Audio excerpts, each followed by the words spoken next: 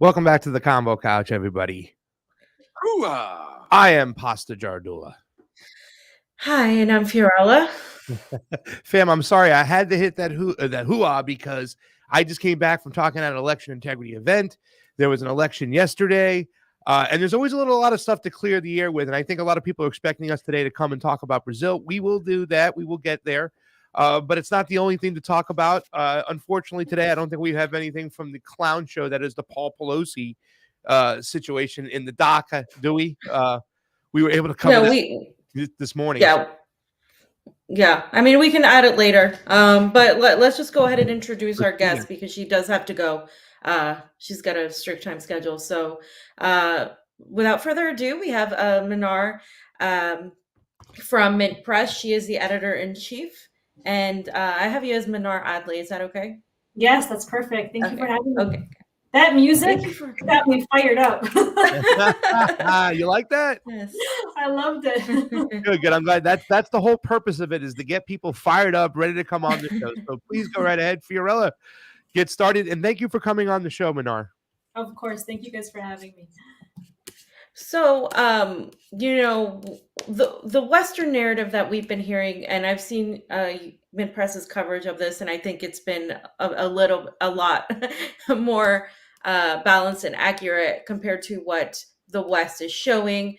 Nonstop, you see in you Google Iran, right? And there's this this tweet I posted today, where basically, if you Google Iran in the Google machine, any sort of Google or American Western type of search engine, you will get like all these pictures, right? Like about the protests and all of that. If you Google it in the Russian search engine, a bunch of like pictures of the geographic, like the architecture, the natural beauty of Iran comes up.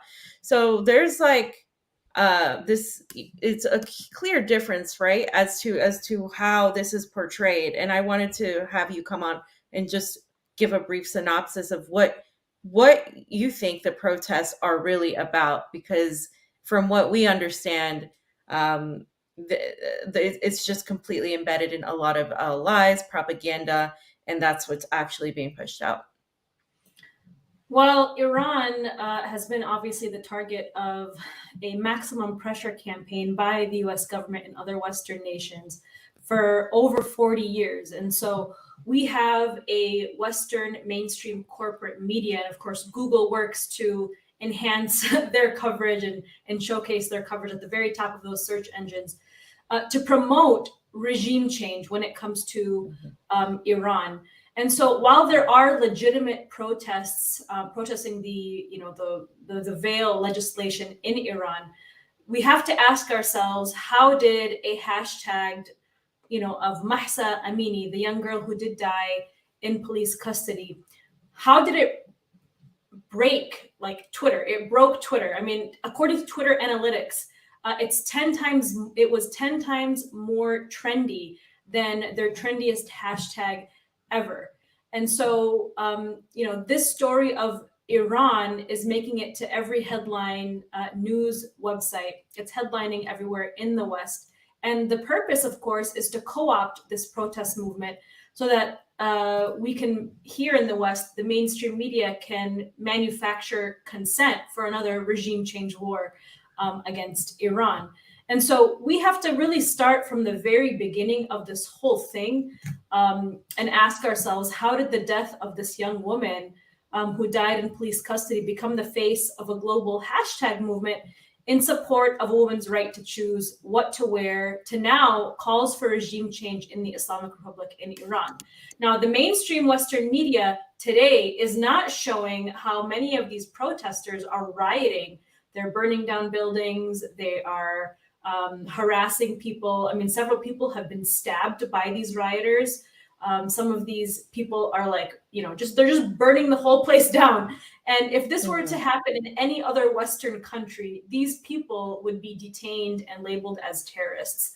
And they're being signal boosted by the state of Israel, believe it or not. When the Amini hashtag went viral and the protest took, the world by storm, the media were showing some of the protests in Iran, but they were mostly actually showing protests that were happening around the world. And we looked at the tweet of Mahsa Amini at the height of these protest movements around the world. And at the very height of the protest movement on September 22nd, according to Twitter's analytics, 17 million tweets were coming out of Israel. Okay, like that's really highly suspicious. Israel's number one target is Iran. And so at this time, we saw Israeli politicians coming out in support of Iranian women. Of course, it's a complete irony considering how Israel's occupation of Palestine has targeted women, imprisoned women. Israel murders women and young girls every single day. They most famously assassinated Palestinian-American journalist, Shireen Abu Akleh.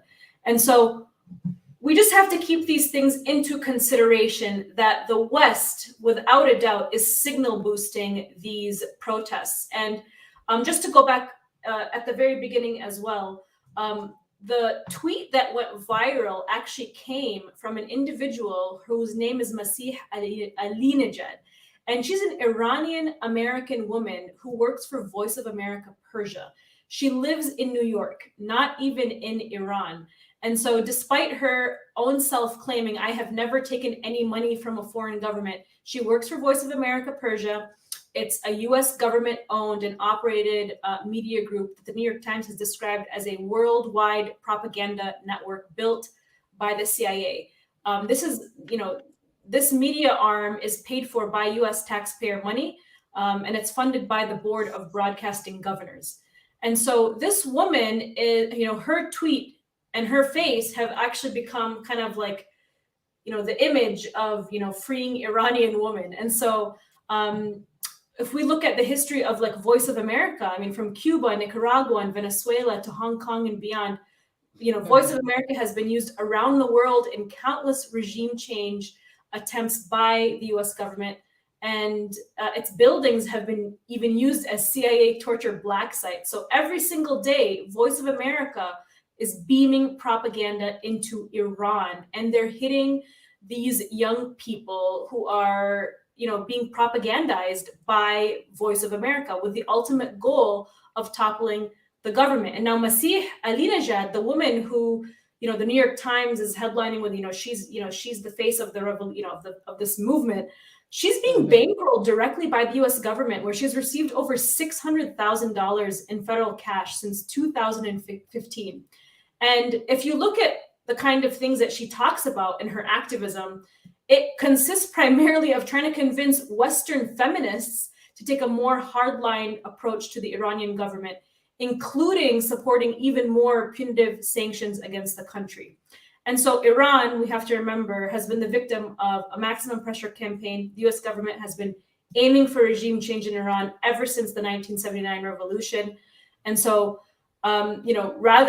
she would rather suffocate the Iranian people even more so that they could eventually overthrow their own government. I think those pieces of context are really important to understand and to keep in mind when following the mainstream corporate media coverage of what's happening in Iran. And we also know that the mainstream corporate media lies.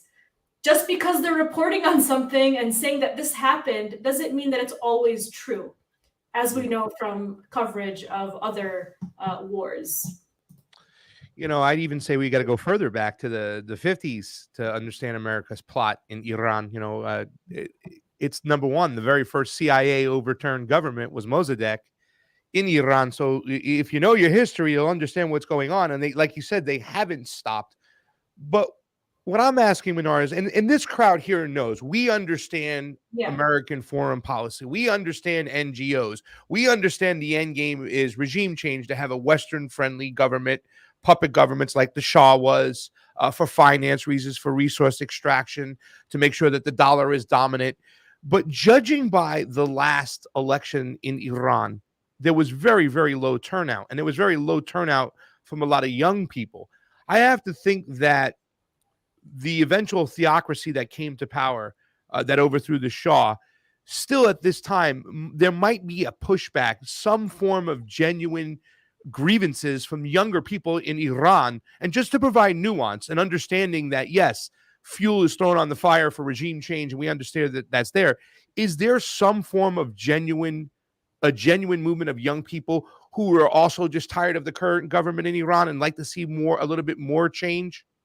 Of course. I mean, every country is going to have some sort of movement that, opposes, the government. I mean, look at the United States. How many movements and protest movements have we seen since the Obama days? Whether it was the Me Too movement or the abortion movement or, the anti-police brutality movement, there's always going to be social movements. And so, of course, a lot of these young people, we have to remember, they're growing up in a world of technology, and they're seeking, well, maybe they're not seeking, but they're being influenced by these social media platforms to seek liberalization of their country. And so that's where that kind of discontent with the government is coming from. And it is true. I mean, Iran is a more conservative, country.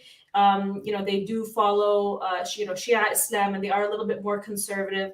And so there's always going to be younger people trying to oppose that. And there are legitimate grievances with, some of the laws that are being passed and enforced on the people of Iran.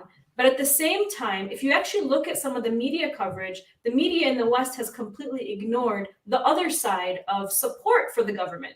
Whether you or I agree with these legislations or not, we have to look at what people are, on the ground. There are mass protests on the ground of men and women who are in support of the government. And that's just a fact. That's just a reality. And so we can't ignore that as well. And a lot of those people are young people as well.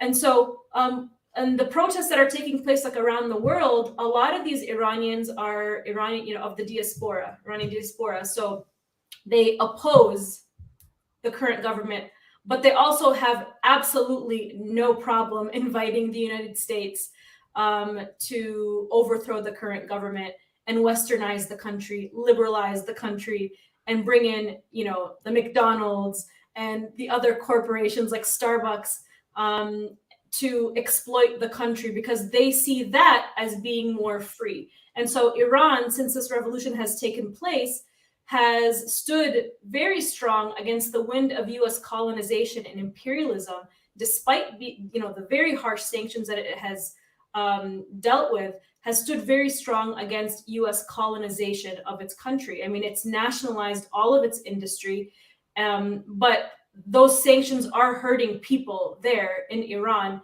making people even more discontent with their government. And that's, if we look at like people like John Bolton, he's one of the architects of U.S. sanctions regime. He has said openly, and other politicians have said openly in the U.S., that the whole purpose of sanctions, whether it's against Venezuela or Russia or Iran or Cuba, is to turn the people against their own government so that they could eventually overthrow their government. And I was going to say the NED, the National Endowment for Democracy, it hosts every year, it spends literally millions of dollars every year to host a host of Iranian social and political groups trying to nurture and prop up a domestic opposition.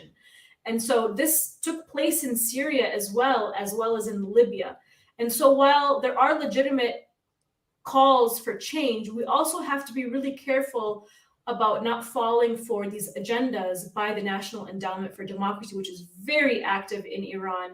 And it is propping up this sort of opposition, which pushes for westernization and liberalization of their societies. That's how the US has been successful as well in countries like Cuba. We remember just a couple of years ago when the demonstrations took place in Cuba, the demonstrators, and in Venezuela, the demonstrators in Cuba and Venezuela were acting just like the demonstrators now in Iran, extremely violent, and they were just burning things down. And so we really have to be careful of the agendas at play here.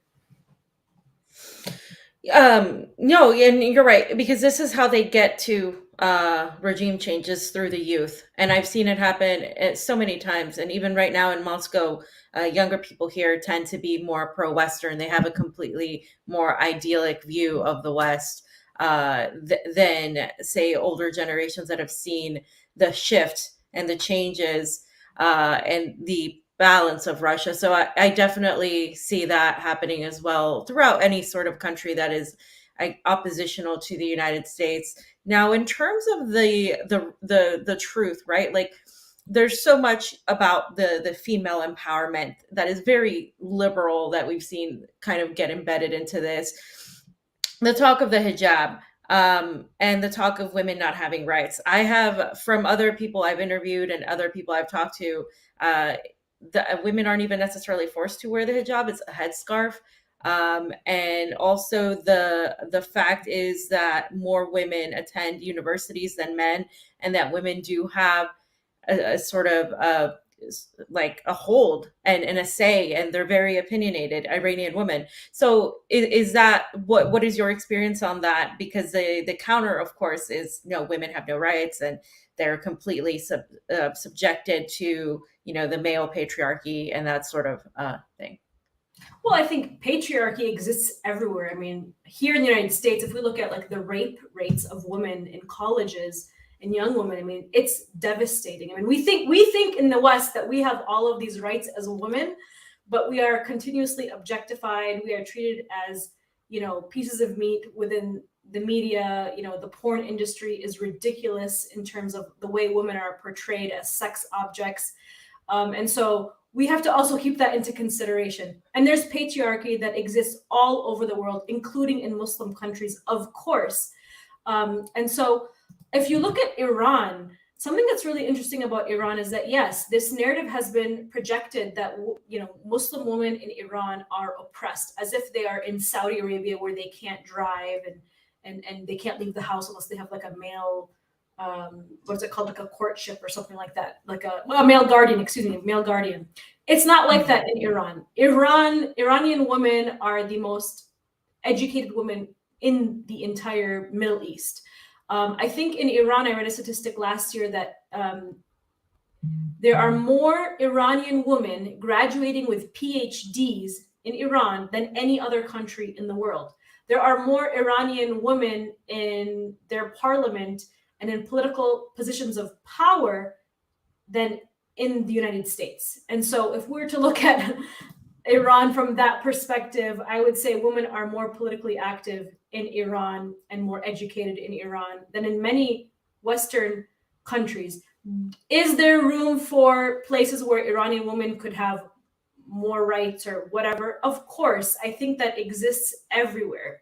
But what Iran isn't is Saudi Arabia. What Iran isn't is like, it isn't is like these, you know, rebel groups and these right-wing Wahhabist groups like ISIS or Al-Nusra Front that the United States directly armed and funded in Syria. They're not like the Taliban in Afghanistan, where women are prevented from going to school and working. Iran is not like that. And I think that they have failed, I mean, from our perspective, in painting Iran as that, you know, monolithic, you know, Wahhabist version of Islam. It's not like that at all in Iran. But this is nothing new. I mean, the United States and the media is using fake concern for women's right in Iran as a means to pull at the heartstrings of Western liberal feminists, as they did in Afghanistan, to show that we in the West have to liberate Iranian women. Like, this is just another case of like the West has to come in and liberate Muslim women. Muslim women do not need liberating. And Iranian women, if they oppose these certain legislations, that's completely fine, but they should be the ones to decide that without their movement getting co-opted by US imperialist agendas. Yeah. Very interesting. Do you think, really quick question, do you think that the reason why it's so easy in the West to paint a bad picture about Muslims is because the United States constantly funds the craziest of the craziest, and that's the image most Americans get? Because most Americans aren't going to travel to that region. They're not even going to travel to the global South, where Fiorella and I go quite a bit. I mean, most Americans, their opinion comes from what they see online and on TV and whatnot. You were mentioning these groups that we fund. Do you think that has a big reason to do with the marketing that's out there when it comes to Muslims? Absolutely. I mean, the United States has aligned itself, ironically, with the very groups that it claims to be fighting, like in Syria, like the Al-Nusra Front and ISIS. Now we know that the CIA and the Pentagon gave those groups weapons under the guise of them being, so-called moderate rebels. And yet those groups took women's rights back to the Stone Ages. And then we saw the same thing happen in Afghanistan. I remember when I was really young, I'm 35 years old now, but when I was, in school and after 9/11, I remember the images of Muslim women in Afghanistan that were being shown fully covered, looking depressed, and the narrative was that we have to go liberate these women to give them education. But ironically, the context of the United States arming the Mujahideen, arming the Taliban, and creating this kind of oppression towards women never took place. Look at Saudi Arabia. The United States arms and funds Saudi Arabia, and women's rights are close to nothing there. The same thing with Israel. We're arming Israel under the guise of it being the only democracy in the Middle East. Israel is oppressing and terrorizing Palestinian women every single day. And it really is rooted in this post 9/11 Islamophobia. I mean, as a Muslim American woman who wears the hijab, I'm Palestinian American. I've even seen so much of the feminist liberal movement, kind of in the back of their minds. They do have this kind of Islamophobia where they do view the hijab as a form of oppression. Whether it's forced on women or not, that's not what I'm talking about. I'm talking about when a woman chooses to wear the hijab. The women who choose to wear the hijab are rejecting, objectification. And that seems to be a very, liberating concept for a lot of these women who choose to wear the hijab. And yet it's continuously treated as something that is a form of oppression. And so we just have to keep kind of those pieces of context in mind when looking at the whole picture of the way the media portrays these women. Yeah. Fam, you got anything else? Because I know Mnar's got to get out of here. I just want to say, as she mentioned about the Mujahideen, I will never forgive Hollywood for having me root for the Mujahideen in Rambo 3. I will never forgive them for making me do that. Go ahead, fam. No, that's it. Just, I guess, a final question before you let everybody know where to find you, in case they don't know. What do you think is going to happen in terms of the geopolitical relationship between Russia and Iran? Obviously, they're allies, and the United States does not like that. It's no coincidence that this is happening right now. So, do you think that that bond is going to strengthen in terms of this multipolarity that we're heading towards? Yeah, I think Iran, recently Iran has supplied Russia with drones, and some are speculating that this kind of push for regime change and is like punishment for Iran for doing that. Who knows? But Iran has been consistently opposing US imperialism and colonization and occupation and US empire, the military empire, and the corporatism and the corporate takeover of the world for a very, very long time. And so I think that the relationship between Russia and Iran is only going to get stronger in the way the world is moving towards this multipolarism. And Iran specifically has been targeted even harder than other, countries with sabotage for the very reason that it supports the liberation and resistance of Palestine and Palestinians. Iran has been openly arming Palestinian resistance movements for decades, and that has made it like a thorn in the US and Israel's booty for doing that. And so, and Iran, despite the sanctions, has been working with Russia, providing them with drones. Iran has been working with countries like Venezuela, despite being sanctioned, providing them with gas, with equipment, materials, with food. I mean, I was in Venezuela and I interviewed the foreign minister, former foreign minister, Jorge Ariaza, and I sat down with him and he said, we could have not survived sanctions without Iran's support. Like without their food that they've sent us, we would have starved. And so Iran, despite being sanctioned, is pushing back against these sanctions and being, a true friend of the world to those who are directly targeted by US imperialism. And that's why their nuclear scientists have been targeted and assassinated. That's why Qasem Soleimani was assassinated by the Trump administration. That's why the United States funds and arms and backs the MEK, which commits terrorist attacks inside Iran. And so Iran is resisting, and they're paying a very heavy price for that. And they're pushing that ideology of revolution around the world, and many people are taking heed to that call. You can find our work at mintpressnews.com. We have incredible writers and hosts that work with us, like Loki and Alan McLeod, and other contributors like Kit Clarenberg and Jessica Buxbaum. Thank you so much. Mnar, thank you so much for coming on the show. I have a feeling, just one last statement, because you talked about the way Iran helped out Venezuela. I have a feeling that now that Venezuela is getting themselves on their feet, that Venezuela will pay it forward and they'll go and help out Syria, because I think Syria is up next that we have to really help build back. Thank you so much, Mnar. Thank you so much. I appreciate it. Bye. Okay, so fam, how's everything going? Yeah. How's the weather? It snowed.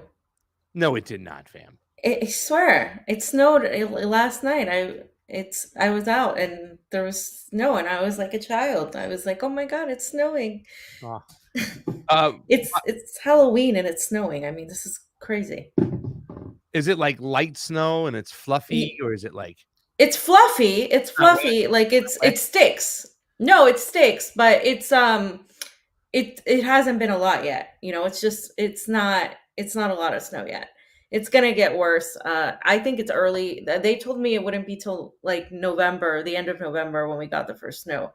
And it snowed today. It's gonna snow next week. Like, I wasn't ready for this, God. Fam, please stop. You can deal with it. Can I tell you something about Vegas? It's cold as shit right now, out of the nowhere. And people said this. They said, be prepared, because it's just going to get cold like that. And it just got cold like that. I went out one morning. I was like, whoa, this is last week before I headed up to your part of town. I was up in Florida. So. What part? Was it at the Orange? Was it at a convention center? center? Hilton in downtown, the DoubleTree Hilton in downtown Orlando. Yeah. Orlando. So yeah, about. Did you hang around? Did you go anywhere? Yeah, fam. Fun? I went to the lobby bar where we were all hanging out, talking and stuff, and then after we went out for dinner for a nice place called Chez News or something. A French restaurant, and that was kind of cool as well. We stay local, and it was a quick trip in and out. I missed my morning flight, fam. I never do that, but I did. I missed my morning flight. It sucked, and I had to take a later flight. And the later flight had me going from from Florida to Chicago, and then Chicago to Nevada, and it was just like, oh Jesus! I got in late last night, so I'm a little tired today, but I'm gonna work through it, fam, because right now, as we speak, this is like, if anybody watches the Convo Couch, and fam, on this event, I made a lot of new friends. And one of those friends I made, she was on this morning show, Laura Loomer. She was on that show. Now, if you don't know who Laura Loomer is, she's probably one of the most censored women out there. She ran in West Palm Beach. She got caught making a statement, or I don't want to say caught, but she made a statement about Muslims, I think. I don't know the exact statement, but TYT went crazy after her, called her a racist. She definitely is a Zionist. We've talked about that. We had this, she's definitely a Zionist. We had disagreements about that. We talked about where foreign policy comes, because like I told you guys, like I get into these rooms, I get into these spaces. I'm speaking to people who might hold power. Mark Fincham was there. We had a long talk. We might have a special pickup show tomorrow, election show. We're going to see. But this is a guy who's running for Secretary of State and is favored to win. And if he's the Secretary of State, maybe he runs for governor. If he runs for governor, maybe he runs for Congress. So I always, when we're done speaking elections, because we agree on elections and we just talk about the process and the framework, I talk foreign policy. And my question to all these people is this: what is the main cause of migration? And we get a little pause, because we're used to talking about at the border, And then we have conversations, and their answers are always followed up on my answers saying, but what about the 81 bases in Latin America?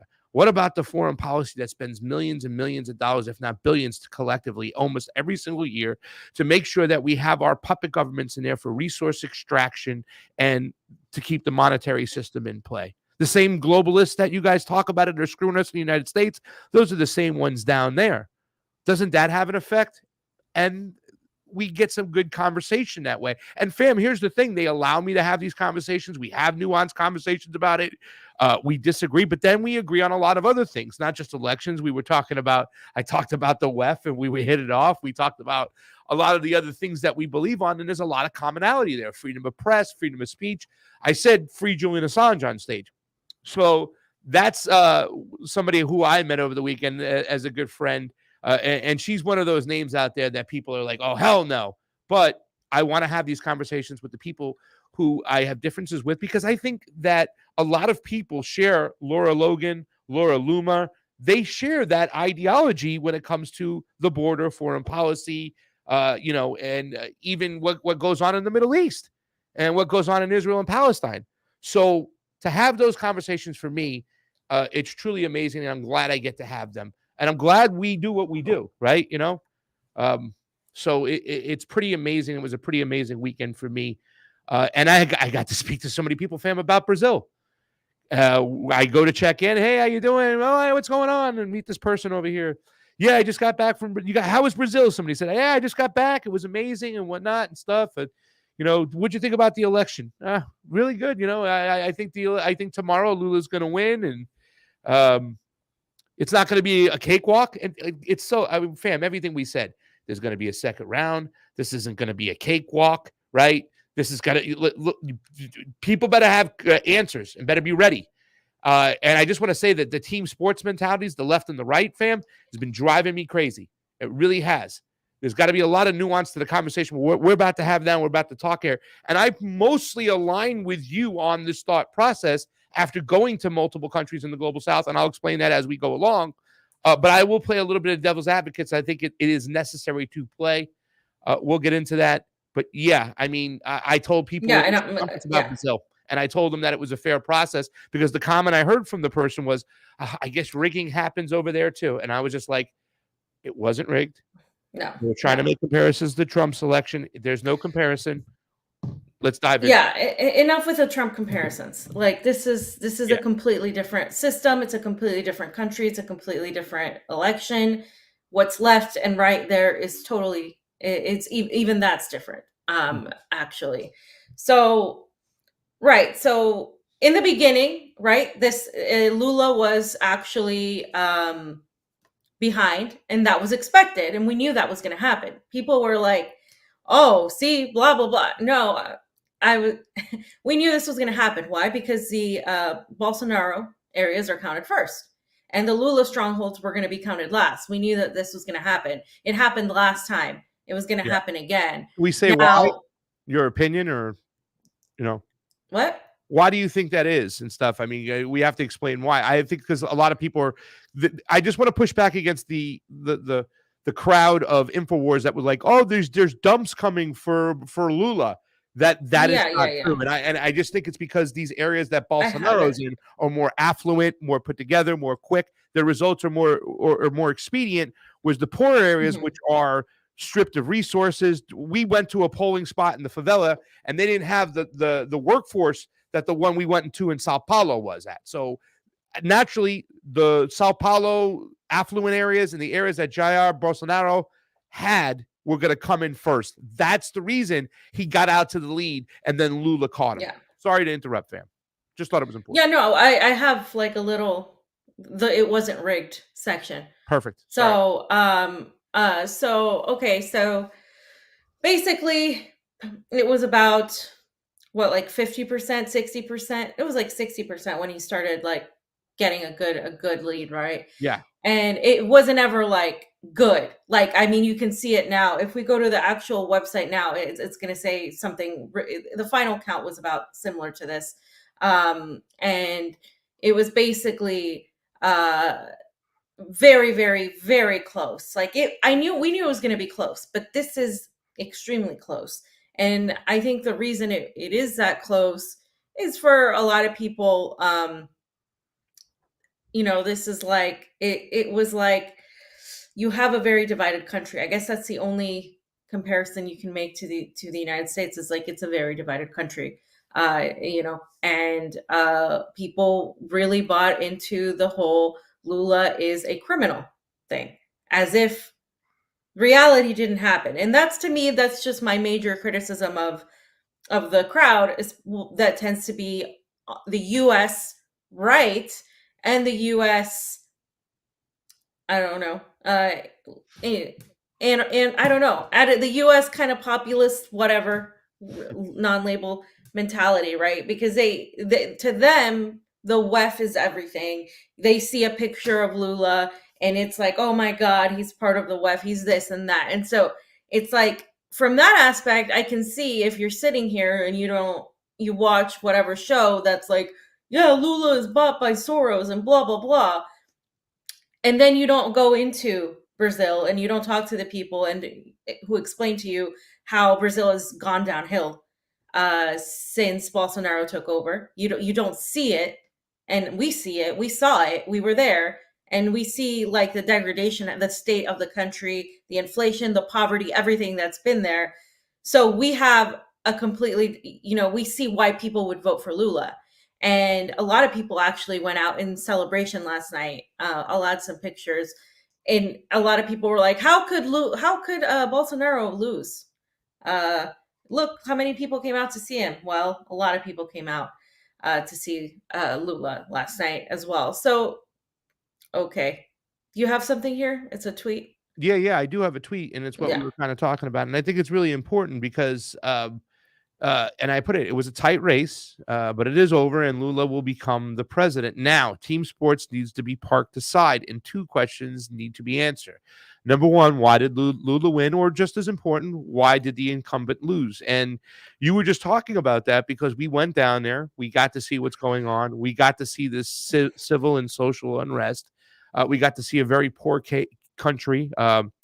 We got to see mass homelessness on the street. We also had a lot of people who got their phones stolen because it's just that type of country right now. That didn't happen in any other country we went to out of the other 6 countries. We never felt that kind of pressure in Peru, in Lima, in Honduras, in Nicaragua, in Colombia. And Colombia did have a lot of homelessness, but nothing like what we saw here in Sao Paulo. It was really, really bad. So that's why Lula did win. But, why did Bolsonaro lose?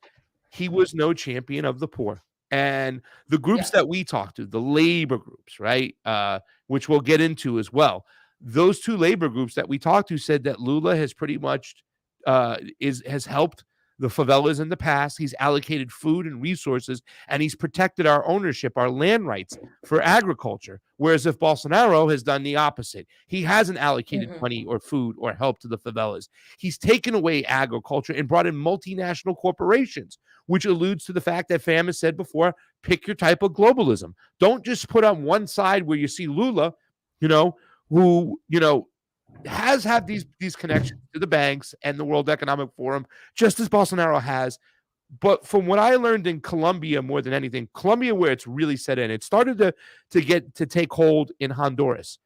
These leaders of these countries have to work with these NGOs in their country, with the West in their country. So there's no way getting around it. Lula did have to work with these groups before, but look what he did for the poor people. Look what he did for poverty. There's a reason why he won 2 terms. And for the conservative media out here to spin it as like that one event that we saw, which was the Brazilian Independence Day, that Bolsonaro kind of had his rally with to make it look like he was having massive crowds. And then they show these little small events of Lula, when Lula has brought out tons of people all the time. When you're there, you can sense it. Lula has a lot of support. It's not a Joe Biden situation. That is why, unfortunately, if you're a Bolsonaro person, which I understand when we get to the boop part and all that stuff, how you're upset. But like I said this before, more people die from starvation than they will from this thing. And that is why we have to accept the fact that Lula won, and Lula did win in a very close race. And Bolsonaro got a lot of votes, though, fam, and this is unexpected. And I've heard people say before, and I've seen the attacks on Bolsonaro supporters, like attacks on the Trump supporters, that they're just a bunch of racist people and they're very selfish. I don't believe that. When I'm here in Vegas and I see people with a Brazil jersey on, I go up and I talk to them. They're mainly Bolsonaro supporters. A lot of MMA supporters supported Bolsonaro. I don't know enough about the policies and everything that were enacted, but I think it's more than just a bunch of racist people that have voted for Bolsonaro. It's more, Yeah. but it is an element in Brazil. It absolutely is, and I think even more than it is in the United States, because Brazil has that in Latin America, the whole thing of colorism is a real thing. Like there were job applications before when they would literally tell people that they had to look good, that they had to look white, and this is throughout Latin America. So that is a thing, and that is something that is prevalent in Brazil. Now, is it everything? No, it's definitely not. But there is definitely a strong element of that, and Absolutely. I think other 57 people million people, fam. I but it's not Yeah. No, it's not everybody, Pasta. But I mean, these countries are it's like in ways sometimes more than the United States. It shows because I it's believe like that. Yeah. it's within themselves. You have, and you could see this in Bolivia, right? You could see this in the coup plotters that were actually like literally doing like Hitler signs, and in blatant daylight. They were, and these people were close to Bolsonaro. I mean, the daughter of Agnes went to see and support Bolsonaro and his wife, and she was crying about her mom being in prison. This is like, those ties can't be ignored. Now, is it every single person that's a Bolsonarista going to be some sort of racist? I don't think so. I think there's a lot of people like the taxi drivers that we spoke to that really just bought into the propaganda of Lula being a criminal, and that bought into and then there's also the I think the US media was actually very effective in this, that they pushed the whole Lula is a George Soros puppet and he's terrible, like that. I think that was also a part of it as well, and that was of course pushed by the United States, which in a way makes me really suspect in terms of now that being weaponized to create regime change, because they co-opt everything, right? So yes, they're obviously, you should question ties to the WEF, but Bolsonaro had his own ties too, but it was just used on Lula in a way that was extremely like very much like regime change, like don't accept this, don't accept it, get the military involved. These people were calling for regime change. They were calling for the military to get involved. Yeah. So this is why I'm suspect of people who are very reductionist and just say, oh my God, Lula has all these stuff, blah, blah, blah, blah. It's like, well, you need to look at everything else as well, like, and the reality. And, when you said about countries have to work with these foundations, they don't have to if they have their shit together. If they, like Nicaragua, right, and Cuba, and Venezuela, if they're, I mean, if they're a revolutionary country that they have leaders and the people are ready, the people are on board with it. You could even say in Venezuela's case, not everybody was on board and they did it anyway. And look, and that landed them in a very precarious situation. But in terms of more progressive or countries or governments that are coming in, like Xiomara Castro's government in Honduras, Gustavo Petro, there's no way, because these countries have already been either under U.S. control effectively with a NATO partnership via Colombia, or regime change in 2009 in Honduras. Like you said before, they're not gonna do that. They're gonna be very careful in how they act. And I remember when we were in Honduras, I was like, this is very milquetoast. Like, I'm not, personally for me, it was. And personally for me, Lula is milquetoast. But it doesn't matter, because these people in Brazil aren't wanting communism, as a lot of the right is claiming. This Lula's not a communist. they keep saying, "Oh, Venezuela, we're going to turn into Venezuela." No, you're like worse than Venezuela. Literally, you have homeless encampments all over like everywhere. You have a high crime, high poverty. All of this in the time of Bolsonaro. I mean, this is like, it's just the whole, the whole framing of it too. There's a huge difference between where Brazil's at and where the people of Brazil are at versus where the people of Cuba or Nicaragua or Bolivia are at. Okay. Yeah. Like complete total difference. Let me say this much. I don't believe that people vote against something as much as they believe, as I believe that they vote for something. In other words, the enthusiasm to go out and vote for something. And what I'm trying to say, and I'd like to go back and revisit, fam, and this is when I wish I spoke Portuguese. When you did the interview, the very first day, when my microphone went off with the Lula supporter, but then we did the interview with the two Bolsonaro people. And I believe when you get 57 million votes, when you got 49 point something percent, right? People were voting for something that Bolsonaro did. Yeah. Bolsonaro had to do some type of good or something that really he gave some of the people there that they justified voting for him, right? I believe that when you have numbers like this, the math alone, and I don't know enough, but I'd like to revisit some of the things that people like Bolsonaro about. We obviously understand that, he had his connections to the left, but then when he cursed the WHO, he stood aside the African nations that said, we're not playing this game. And he was even like, I'm going to pull us out of the WHO if you change one rule. So I think people did like that, but I think there's something else there. I don't know enough about Brazil, and I don't know enough people who would give me that information, but I do believe when you get those numbers, especially when you have almost 120 million people voting, you had to have done something good. I could agree with you, but at the same time, based on the things they were saying, it seemed to me like a lot of propaganda against Lula. Like their whole, it wasn't even about Bolsonaro. They kept bringing up Lula's a criminal, Lula's a criminal, Lula's a criminal the entire time. That was confirmation bias for me. No, like sometimes it was like, that's confirmation bias. What do you like about this dude that you're believing all these charges that have already been said to be dropped and false anyways? I don't know. The other thing I heard from Bolsonaro supporters though was that Bolsonaro was, and this is very similar to how Peruvians think. He had presence. He was putting Brazil on the map.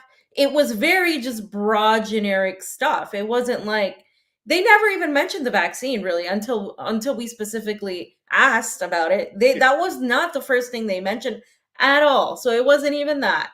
It was the only people that are mentioning the West stuff, most of them, is literally like people in the United States. But in Brazil, when we asked about why they like Bolsonaro, they said, oh, he's a great leader. Like really broad stuff. Like it was not. So I don't necessarily agree with that. I think you can get a lot of those votes based on an illusion and an image that you create in a country that that really was, like went in that direction because of let's be real, U.S. intervention, right? And we can go on to that too, because that's my pushback is like, a lot of people are saying Lula is this guy that is, well, we'll get to that. But yeah. On the doc. Do you want me to go to a different one, or is that good? Yeah, no. We can just go. Yeah, this is about the election. So right. I just want to wrap up that part. Because I didn't want to break your chain of thought. I thought you were telling me to go to that. I'm sorry, huh? Hooah! Wow. I don't know, fam. Like I said, when you get that many votes, I believe that and it was broad. It was interesting when we did talk to a lot of the cab drivers and everything. Like, hey, Lula's a criminal, and they even excuse and I hated the politicizing of the COVID-19 protocols and everything, and trying to put that on Bolsonaro's shoulders when Brazil has the same situation we have in the United States, where it was just politicized by the mainstream media on the left by putting up a death clock and all that stuff, and acting like Donald Trump could have done something way, but his wand. When you have governors, same thing over there, and then you have Big Pharma, same thing over there. So I hate the way that was politicized by a lot of the independent left media about Bolsonaro mishandling the COVID-19. if Bolsonaro had his way, it would have been handled totally different, but he couldn't do anything. And this is from speaking to doctors in Brazil. It's like, he says like, nothing's going to change if the power changes over there. You know what I'm saying? There's stuff that might change coming forth, and that's something that we have to look forward to, but not look forward to, but keep looking for in the future. That might be a little bit alarming, but we'll see. Do you want to get to this next part here? Yeah, sorry, I'm just being It's okay. contacted by RT. I have to go into the office. I gotta get my let's see. phone real quick because I'm supposed to go on the Hill tomorrow, and they're supposed to give me a time, so I'll be able to go talk elections on the Hill. I'm gonna just read this for fam while she's texting somebody. In the major win for Bolsonaro and a loss for PT, the pro-Bolsonaro candidate for Sao Paulo government, Tarcísio defeats PT's 2018 losing presidential candidate Haddad Fernando. Bolsonaro's party will be the largest in both houses of Congress and control governorships of Sao Paulo and Rio. Now, fam, this is very, very true. But there have been a lot of PT candidates to also win seats. That I think is being ignored too, right? You there? Okay, yeah. So this is the I believe the governor, right? That's Yeah. the position. Yeah. So it is the most right-wing government right now that Brazil has had. Like all of these people are from Bolsonaro's party. So Lula's going to be alone. He like basically in a situation where he's got to work with these people that are completely opposed to him. And that's not a good situation to be in because we've seen what happens with Castillo, right? Where Castillo has that essentially. And he's literally like not able to do anything. And that's my biggest fear is if Lula gets stuck and he's not able to do anything, which basically what has to happen is the social movements have to really jump on board. And I do think that they're going to do that because they have organized themselves in that way to be more effective and demanding. And when the government isn't working for them, they kind of force the government. They've created a parallel structure to do that we don't have here in the United States. So, fam, we're getting texts over here. I'm going to be on the Hill tomorrow talking about elections, about the Brazil elections. So that will be fun tomorrow. Hopefully, I won't make any comment to Brie about her raw dogging fucking tweet, but I will. Oh, I did. I know you did. I'm never going to be invited on there, so I can say I'm especially being Russia State affiliated media. I was a little upset about that one. I'm like, thank you for being my voice in this situation. Oh God. The joy. Guys, we have 32 people hanging out on Rumble and 35 on Rockfin. Rockfinners, let's share this out here. We don't want to get stumped by the Rumble people. Come and catch you. Over 200 right now, I think, on, I can't say, close to 200 on YouTube. Let's get that number up, guys. Say, I love you, everybody in the chat. Jelly Love, a Lucky Burrito over there moderating for us today. Thank you so much. You can tell me about the chatter later. We're gonna stick on message right now because this is some serious stuff we have to go over, fam. Because I've been waiting to go into this kind of stuff. I've been holding on my tongue about a lot of this things we're gonna go over because there is like a lot of hocus pocus when it comes to it, right? Like these things are things that we should pay attention to. I'm not happy when they are glossed over. Some of the issues I think that Lula has that we have to be very conscious of. However, I just wanted the people of Brazil to make the choice that they thought was best for them. And that's all I wanted more than anything. We got people like AOC here, fam. Lula. Yeah. Yeah. Yay! Stupid. Just wanted to put that in there. So that's AOC with her little comments. And of course, she's going to try to, she's going to try to ride the coattails and whatnot and present this image and, Yeah. It's popular for her brand to go and support Lula. So that's why she's doing what AOC does. Being a complete idiot. You good? Yeah. There's Apparently Armenia and Azerbaijan might have a breaking news Oh, geez. truce. So Oh, a a truce. truce. That's great. I That's think great. so. Yeah. Okay. Okay, so this is what I really wanted to push back against. Really. So you go ahead and break it down, and Okay, then so I'll. I'm gonna give it a quick gloss over because you can spend a lot of time on this. But Lula's connections in the past, they are worrisome on certain situations. He has worked with a lot of Western influence, especially when it comes to banks, when it comes to World Economic Forum.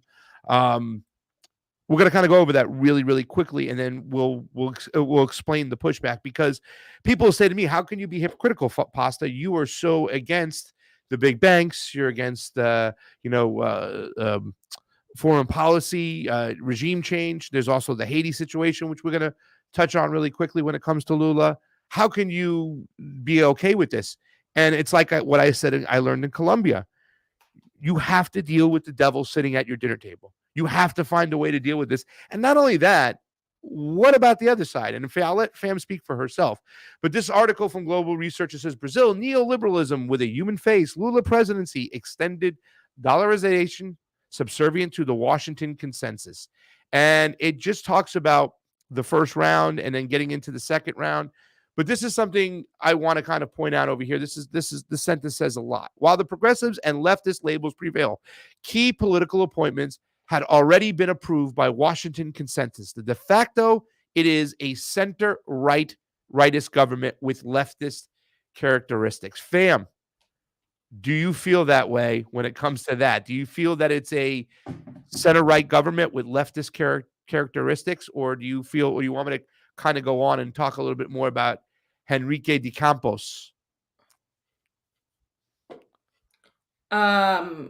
Okay, so first of all, the AOC and the Ilhan Omar and that stuff is happening because they literally are trying to co-opt Lula's government. Like they want to be friendly to Brazil. Brazil's a big economy. So I have to remind everybody, the Obama administration with Joe Biden as vice president were instrumental in putting Lula in prison, literally, and in getting Bolsonaro in there. The United States backed all of that. The United States completely backed all of that.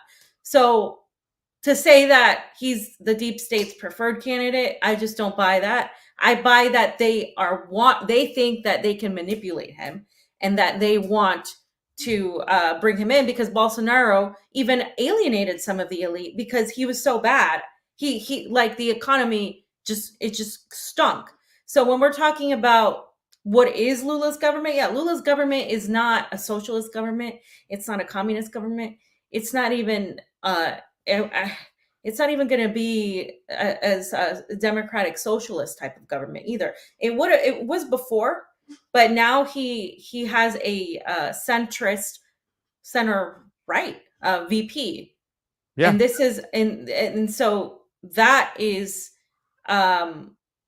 something that people need to understand. So now he's got to work with the centrists and the right. So it's just kind of like, it's not going to pan out well. Well, a lot of people too, Fam, are framing it as that this is his deal he's made with the West to have certain people in play. Like when Obama got elected and he became president, remember, he was given a list of names who he can fire for his economic team from Citibank, right? So But what is that based on? What is that assertion based on, that he made this deal? Like, what is it based on? Because the way I see it is he got those people because he needed to win, and he wasn't going to win against a candidate like Bolsonaro, who has put himself as a populist, with anybody that was remotely left. Because the country, you've seen it, it's like Colombia and Peru.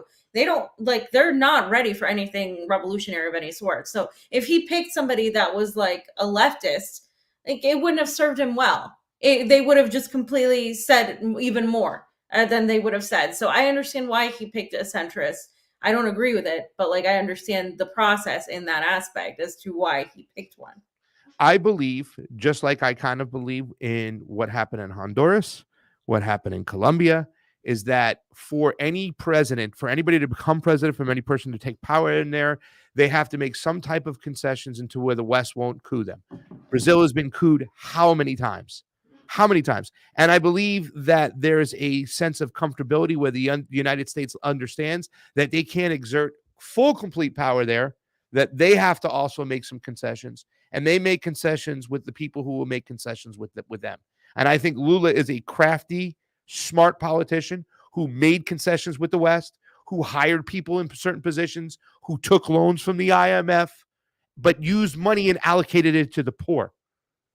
So I believe that that's where, once again, do we have a lot of proof of this and whatnot? No, we don't know what's going on behind closed doors. But there are people who even said, like, it just seems very, very funny that they jailed Lula, but then they let him out, and then they let him out, and then he ran again. The whole situation. And, now with the Biden administration praising Lula, Obama praised Lula in the past. I think we put the picture up. We talked about it.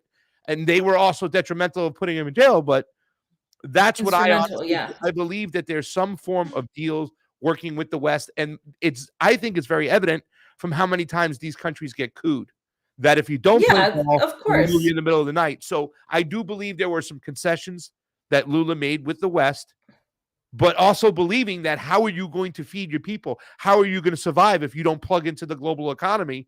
But just make sure that you Are you talking about concessions before or for him? Are you saying he won the election because okay? No, I'm not saying he won I'm not saying he won the election, but beforehand he's making concessions now. I'm saying that he made concessions beforehand. That's why he picked some of these people who are close to the banks. That's why he picked that center right candidate. You know what I'm saying? His minister of finance. You're talking about like before. Yeah. Well, right now, as people they said they're shoo-ins to be like the finance ministers and whatnot that are close with the banks of the past. So it's going to be interesting. Well, I think, but again, it's also a matter of getting elected. And if all those candidates that were third or fourth party candidates didn't support him, he wouldn't have gotten elected. Yeah. So I think it's more pragmatic than conspiratorial at that point. That's just because I just don't see, like, I think the West thinks that they can control him, that they can go back to him, that they can like say, okay, you got to play ball, you got to do this, but this is where I'm going to push back. But Brazil's a Brics country. They're not going to leave. Like they're not just going to say, fuck you, we're going to leave Brics. Brics is growing.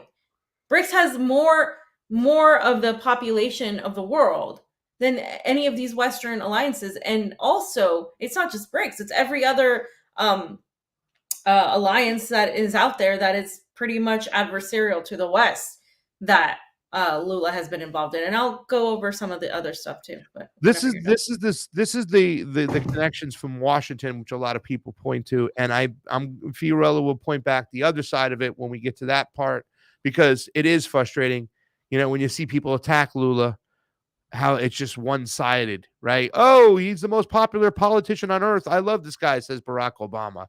He's a friend of George W. Bush's, and there's a picture of him and George Bush embracing. He helped us in America's peacekeeping initiatives. Lula not only failed to condemn the U.S.-sponsored February 28th, 2004 coup in Haiti against the duly elected and progressive president Aristide, his Workers' Party government ordered the dispatch of Brazilian troops to Haiti under the auspices, did I say it right?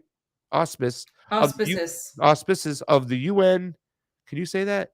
Peacekeeping stabilization operation, unofficially on behalf of Washington. George Bush conveyed thanks to Lula, whose military participated in the peace mission initiative. I appreciate you very much, Lula, on Haiti, on your leadership on Haiti. I appreciate the fact that you've led the UN stabilization force, which is something we hear a lot of people complain about. If you go down to number 4, will Lula remain friends with the IMF? In the words of former IMF's managing director, Henrik Kohler, I am deeply impressed by President Lula. Indeed, and in particular, I do think he's credible, which often other leaders lack. And that was way back in 2003. And to top it off, Lula is a firm supporter of Joe Biden. Biden is a breath for democracy in the world, said Lula. Neoliberalism with a human face is a convenient disguise. And that was the crux of the article, fam. So if you have anything to say about that, I mean, and these are the things that make me think that there are concessions made with the West. However, like I said, I believe Lula is a very crafty, smart leader. And even though he's made these deals, he's made sure that his people can eat. And that's why they want him back in power. Yeah, so I'm surprised this Soros wasn't in that article, because this is all people say, but they never provide links. Soros is like the go-to, like, right-wing thing. Like Soros doesn't control everybody. Like it really doesn't work that way. Yeah. And you start really seeing things when you actually go to these countries and you see things are a lot more complex than they seem. So the Haiti thing is absolutely real. I think that's a stain on Lula's legacy. I think it's bad that he did that, and he's not the only one though. Brazil is not the only country. Literally, pretty much everybody did the same thing, has done the same thing to Haiti. They've barely gotten any Latin American support from people in other countries in the Caribbean and Latin America. But I do think, like, foreign policy wise, Lula wasn't great. Like, I think domestic policy wise, though, he was for Brazil. And for the working people of Brazil. And right now, that country, it really needs to get out of there and to really get out of where it's at. And I don't think Lula is some sort of revolutionary. I don't know how many times I have to say that. I do think he's pretty much like a compromise candidate. I think he's a compromise candidate. I think he's like a Bernie Sanders in some ways type of candidate. But definitely less of a warmonger than Bernie has turned into. And there's a couple of things I have to go over because this is important, and I have to hurry up because I have to go into fucking RT. You got to go to work? Okay. So, All right. Yeah, so I have to hurry up. I do wanted to have a talk about the elephant in the room, which is my biggest criticism and my thing I worry about most. And when I got to ask the campaign staff, they told me that Lula is definitely pro-vaccine, but he's anti-mandate. I still am not crazy about that. I still suspect, because of his history with vaccines, when H1N1, which he used to help his people when that particular vaccine was out there, he believed strongly in that. So I am going to be looking, and I understand that the people over there are more concerned about eating or having a roof over the head before they even talk about this. But if you still believe a narrative or a certain belief about it, you should still be able to say you have a right to stand up and say, well, that's the reason why I'm concerned about Lula becoming president, because of that reason, If you lived in Brazil, yeah. But if you don't live in Brazil, I don't see how that's your concern. It's a fair criticism to have. I don't want to say it because I don't want to get thrown off YouTube, so I can't even expand on that. But for me, I don't care if somebody's pro-vaccine, because everybody, like, literally, I don't think any major revolutionary government is anti-vaccine at this point in time. Not Nicaragua's government, not Cuba's, not Venezuela's, not Russia. Like, they're not mandating, but they're not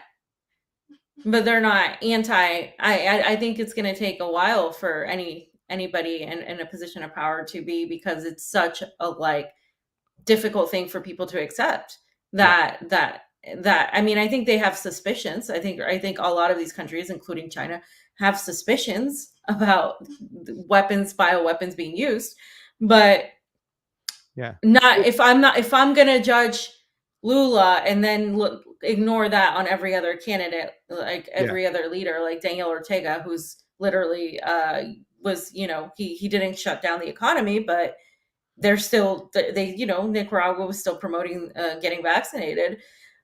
I would be a hypocrite. They've informed consent too, as well. Nicaragua, you got complete informed consent if you got it over there, and they didn't have a lot of the crap. Anyway. Brazil doesn't get informed consent. I don't know. No, I asked. I said, what kind of informed consent do you give? I mean, are you really giving all the negatives of the vaccine? I don't know if she clearly understood that question, but she said no. I mean, Yeah. I don't know if she did because I didn't even understand her question. yeah, Because that was a tough one. But Yeah. and here's the thing too, there was a plethora of ivermectin. Oh, I should have said fuck that shit. In Nicaragua, you know what I'm saying? And to be fair, I don't think that any president in a lot of these countries can really control what happened for those last 2 years during the outbreak. It's really, really tough. You know what I'm saying? I think I mean, both how sides. people didn't know. People didn't Bolsonaro, know. Like, he was probably one of the most vocal against it. The boop but boop. for stupid reasons. I He get it. literally said it turns you into a freaking Alligator. It just discredits. It discredits any sort of valid criticism you have when you say shit like that. I get And it. it just makes so then I become somebody that's one of those people that thinks it turns you into an alligator. Yeah. So okay. Talk about Operation Car Wash, because we have to talk about our country, our State Department worked with Brazil's executive branch and worked with the courts to get freaking Bolsonaro, to get Lula thrown in jail so he couldn't run again. Yeah. So real quick, so Operation Car Wash was this investigation into this Brazil's federal police of Brazil's Curitiba branch, and it started in 2014. And it was investigated, the lead investigator was Judge Sergio Moro. And so basically, just if you scroll down a little bit, Pasta. Okay, scroll. Let me see if I can find it. I thought I had it exactly what I wanted, but I guess not. Investigation? No. It's the part where he talks about Lula. They talk about basically Lula was named as one of these people. If you just keep scrolling down, you'll probably find Lula. I think it's somewhere there. As one of the people involved, he was accused of receiving money, and the judge said that this was true. And then what happened was that obviously Glenn Greenwald exposed it. There was a leak, and where am I going on this? I can't find it. I'm so sorry. Okay, well let me stop and I'll find it. Here, however, documents leaked in June 2019 to Glenn Greenwald and the Intercept suggest that Judge Sergio Moro may have been partial in his decisions, passing on advice, investigative leads, and inside information to the prosecutors to prevent Lula's Worker Party from winning the 2018 elections. Several top jurisprudence authorities and experts in the world have reacted to the leaks by describing former President Lula as a political prisoner and calling for his release. Lula was ultimately released on November 8th. Wow, that's what our election is, November 8th, 2019. And Brazil's Supreme Court ruled Justice Moro was biased against Lula in March 2021. Lula went on to win the election again and as president in October of 2022. So this is just updated. Okay, so yeah, they updated it. People have been, and the reason I went to Wikipedia is because it's easier. There are way better sources in Wikipedia, obviously. It was just easier for that part for everybody to see that part, particularly because, well, there's stupid people accusing Glenn Greenwald of supporting Bolsonaro, which he's never supported Bolsonaro, but he shared the same concerns about Lula and said things, this and that. So the whole thing is absolutely ridiculous. But the reason I'm bringing that up is because the United States government was instrumental in that, right? The United States government was instrumental. It doesn't make sense to me that that this is happening just like all of a sudden they're like, oh, pro Lula. Lula himself has this Brazil is part of the Brics country. Lula himself is saying he's going to do these things for the working people that he's already done. It's not like he's saying it and whatever. It's already happened. He already did it. during Lula's presidency, Brazil got out of the poverty index. Brazil's economy was doing far better. He left and shit went down the drain. And now we're obviously in this situation where this is, the reality for Brazil is really bad. Now, this is from WikiLeaks. And if you scroll down a little bit.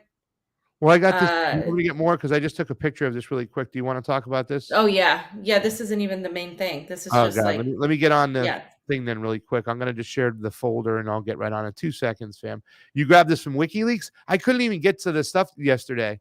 I heard there's some other stuff from WikiLeaks on this thing. Yeah, this is from WikiLeaks. All right. 2 seconds. I'm so sorry. All right, fam. I got it right now. Here we go.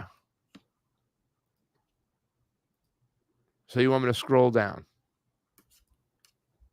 It's where? right here. I can just hold on. Go up.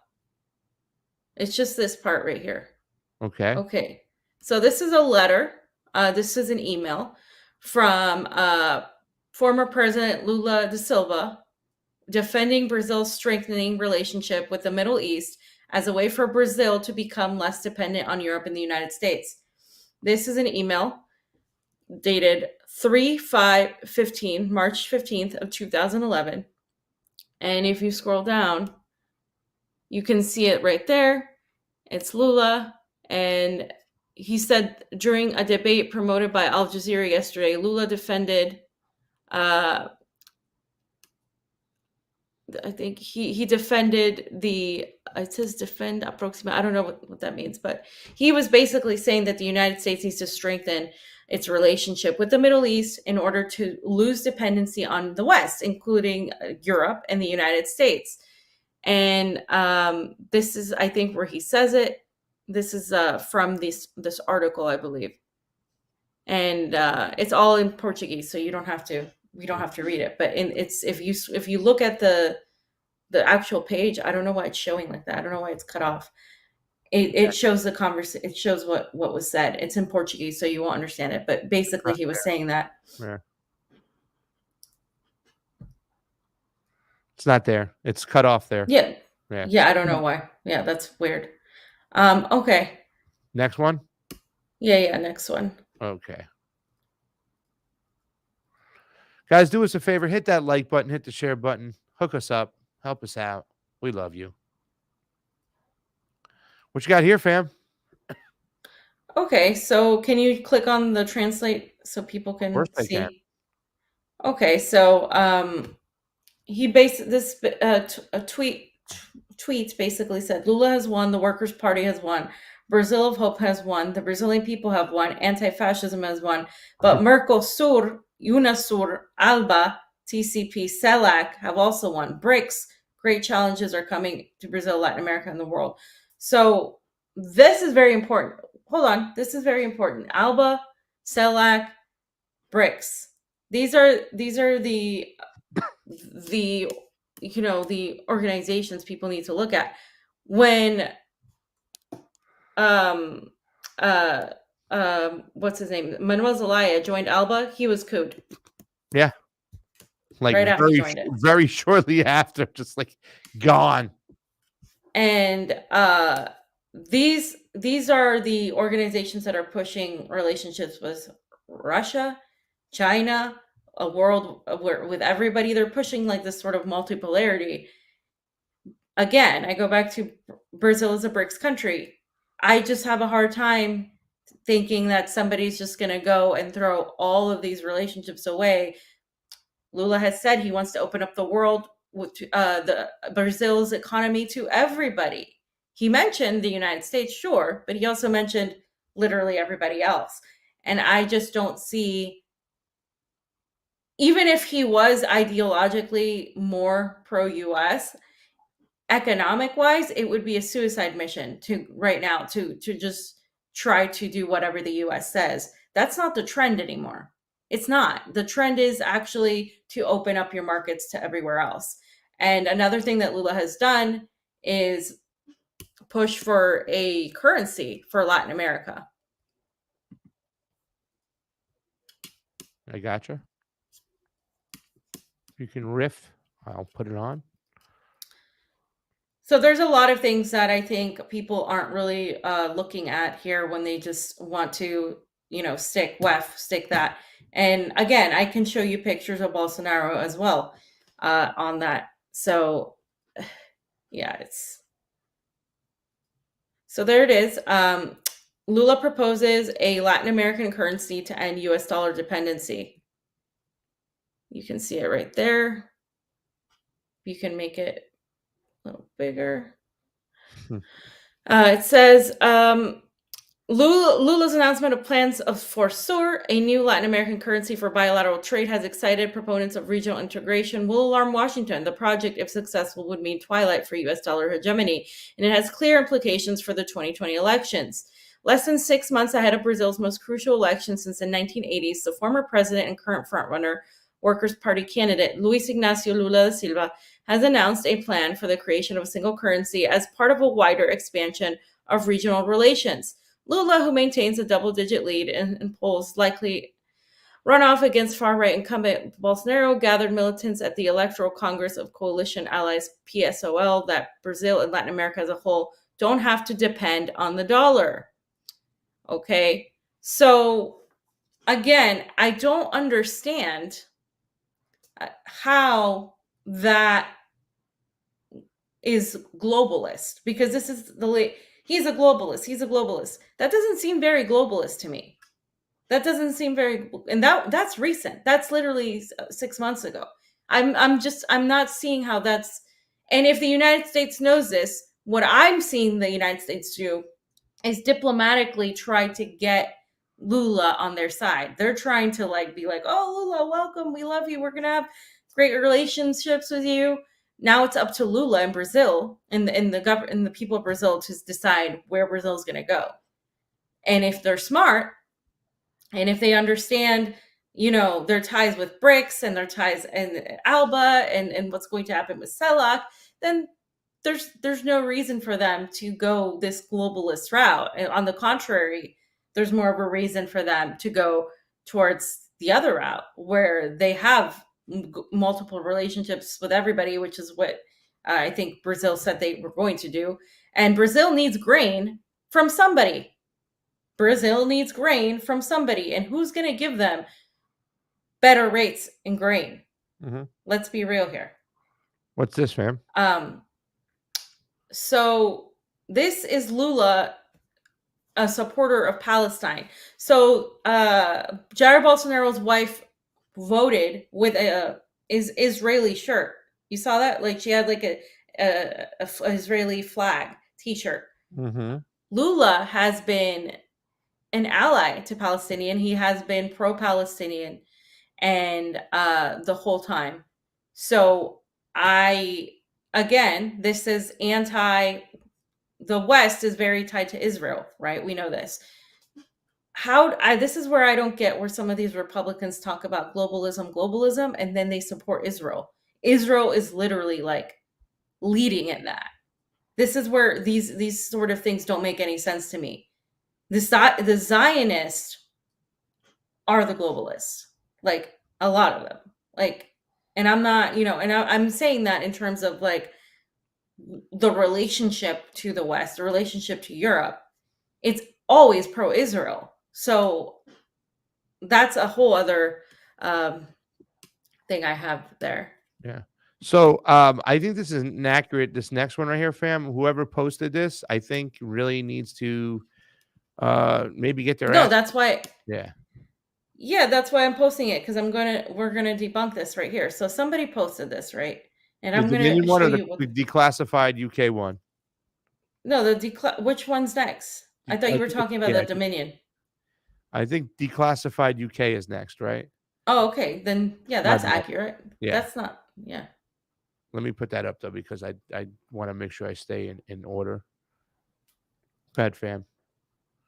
All right. So another thing, because people are painting Bolsonaro as this anti-globalist, and this is people in the U.S. I haven't heard very many Brazilians say that in Brazil.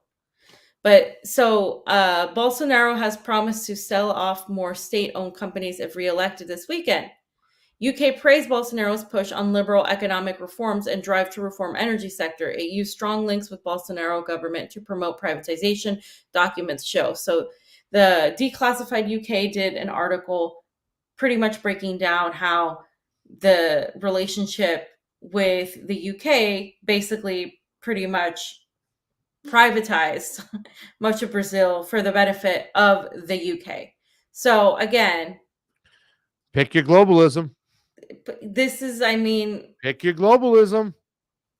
Right here, ladies and gentlemen. who's a U.S. ally? Who's the U.S. is one of the U.S.'s biggest ally? It's the U.K. So again, I have a hard time understanding this whole scenario, and it's not like Boris Johnson was an anti-establishment guy either. He was, you saw, he was pro-Ukraine, pro this, pro like, yeah. I mean, I just, people don't talk about this, so they act like Bolsonaro is some sort of like anti-establishment revolutionary, and it's just not the case. It's just not the case. I'm not saying Lula's a revolutionary. I'm simply saying this presentation is extremely, very, very like one-sided the way it's being presented. And you don't have to go to the article, fam, because we gotta get out of there. I gotta start. Well, we gotta start wrapping up. Yeah, start wrapping up. But this is just interesting because we what happens when you go down to the actual fucking place where they're actually having the election. You actually go to that place and you report the news. You'll know that Dominion is not the company that's running their systems anymore. Yeah. So this says when a company when a company logo says exactly who they are, goes in and comes out, Dominion voting. And then they put a chart of Joe Biden's election stuff to Lula's and Bolsonaro's, right? And it's like, guys, could you stop making this comparison? It's just an inaccurate comparison. A completely different election system. Completely different. Not even a Dominion machine. You have, I mean, you have all these safeguards in Brazil. You have ID. You have the biometrics. You have, yes, it's an DVR, direct recording of voting recorded, DRE, I'm sorry, direct recording. What is it? DRE? Direct recorded electronical device. So there is no paper. Once again, and I don't think it's safe to say, fam, right? Like, I don't think we'll 100% ever endorse a DRE system which doesn't have a paper trail that you don't put anything in or you don't get anything out. But still, the cards are in place where the tallies. Exactly, where it's cast, it's counted. There's open source software. The other parties have every right to inspect everything. There's no way of getting around it. And the thing that we should point out most is Bolsonaro didn't complain when he won under the same system in 2018. Yeah, he didn't complain. He didn't complain one bit when he won in the system. And it's not, and yes, there's not like a paper trail of every single vote, but there is a paper trail of the tallies of each area, which is what's used. So there is a small paper trail in terms of a tally, but not in terms of every individual vote. We don't have any of that. So, and also the way the voting happened with dumps, with like things in the middle of the night. Yeah, that happened in the United States where you have mail-in ballots. It didn't, and when you have like a month of voting, it can't happen in Brazil. There's no That's ballot. why their counting is so quick. There's no vote by mail ballots. There's literally no paper ballots. So how could they have dumps? And the system is extremely difficult to hack. It's open source. Somebody would have said something. So Bolsonaro's people would have said something if there was rigging in the election. So what this does, and this is why it makes me so mad, is it just completely, it just throws away a lot of the progress we make. Yeah. It's just in terms of understanding elections and how they work in election integrity, because now people are like, oh, you're just like, the Bolsonaros and the Trumpers. It's like, there's two completely different election systems here. It's not a one size fits all. And when you make these baseless accusations, these are baseless. Like, these are baseless. We know because we were there. It's not the same machine. It's just complete bogus, because Bolsonaro would have totally done something If he had any sort of chance to say anything at all, he would have done it. Yeah. And it just completely messes up anything when we actually say, hey, this election, we need to look into it. We this doesn't look good, because now it's like you're put into that category. And this map right here, good. This map right here is just, I wanted, because they were saying how like these dumps and all of that, and how, oh, it doesn't match because Bolsonaro only got some support from somewhere, and Bolsonaro got support everywhere, and Lula only got some support in little places. It's like, no, you can see here, the Northeast region is the most pro Lula. And you can see also in the north up there of the country, the poorest regions right there.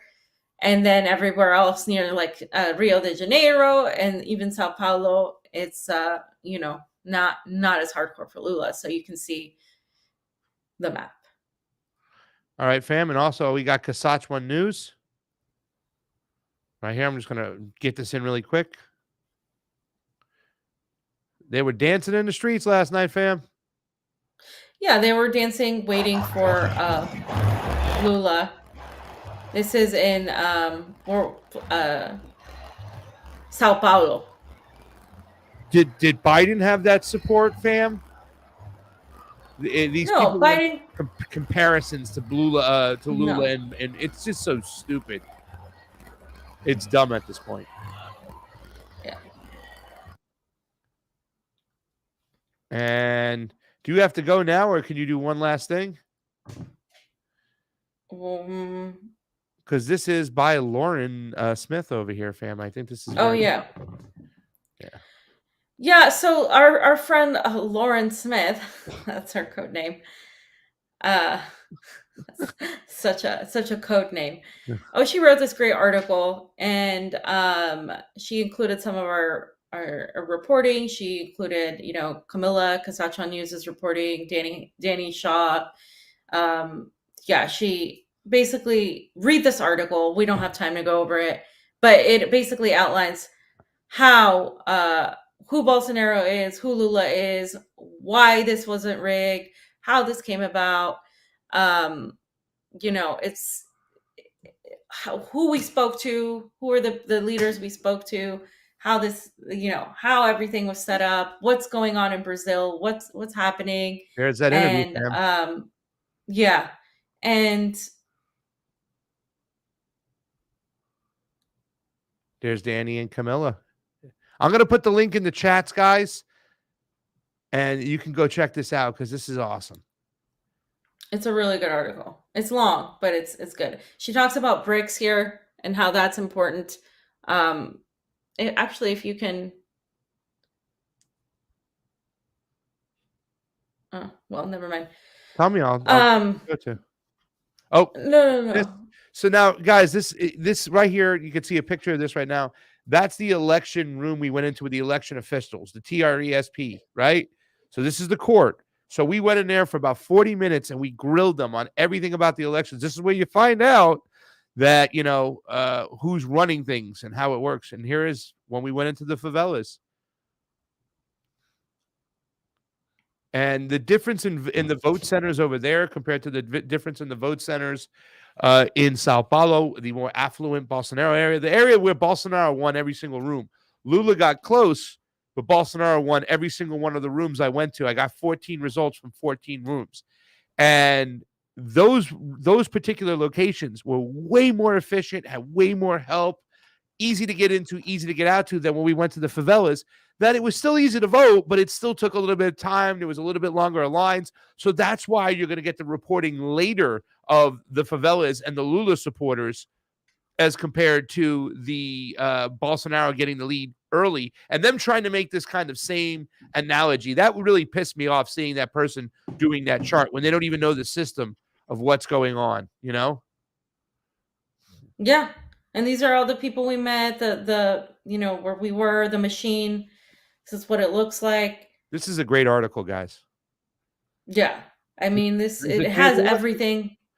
And you can see this is the area right where I went to in Sao Paulo. Very, very efficient.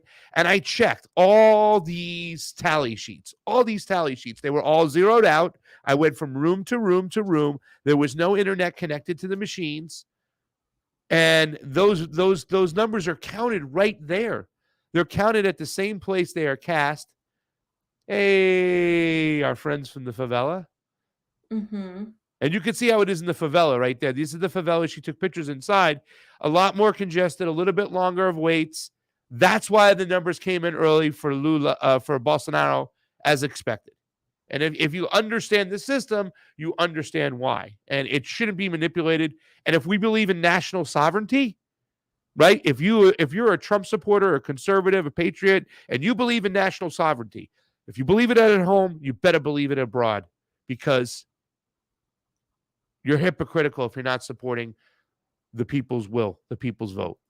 And that's something Yeah. we take away from people all the time. Yeah, and they were stopping. Yeah, and they were trying to stop, people from voting, and that's ridiculous. And somebody said, "Oh, that's good because Lula's a globalist." I'm like, yeah, but even if you thought Lula was a globalist, you can't do that.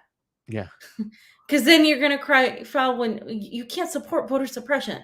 That it completely invalidates everything you say. If you're gonna support voter, it doesn't matter.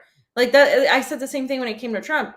People were justifying election interference because it was Trump, and you can't do that because then somebody else will do it, and it's just lacking integrity. It's lacking a backbone. It's complete bullshit. You don't do that just because you don't like the candidate. You don't do that. It's just so low. And the areas of concern, and that what we have referred to for a while as the front of the house, because we were coming from the restaurant business. This is the suppression tactics that we do see in the United States in certain areas where local officials will suppress the vote to try to maintain power, mainly suppress people of color or minorities in an area which their grassroots movement can eventually take over an establishment candidate. You will see that in the United States. And that's the one thing we saw similar with the United States and Brazil, was that some cheating in the front of the house. And by the way, I just want to put this up. Lula's a globalist. Okay. What about Bolsonaro? Hello, ladies and gentlemen. We said this. If you're going to support the farmer in the Netherlands, why aren't you going to support the farmer in Brazil? And here it is, Davos 2019, special address by Jair Bolsonaro. Special address by Bolsonaro, president of Brazil, at the World Economic Forum. Bolsonaro speaks at Davos. Bolsonaro speaks at the WEF. Bolsonaro, special address by, you know what I'm saying? Nobody talks about Bolsonaro's relationship too. And I'm not saying that he's completely entrenched, but if you're going to do the same thing to Lula, I mean, it seems very, very hypocritical if you're just going to talk about one side's globalism, about not the other side's, including the multinational corporations that were brought on in. Fam, we're going to get on out of here for the day. That's it, guys. Wait, Go ahead.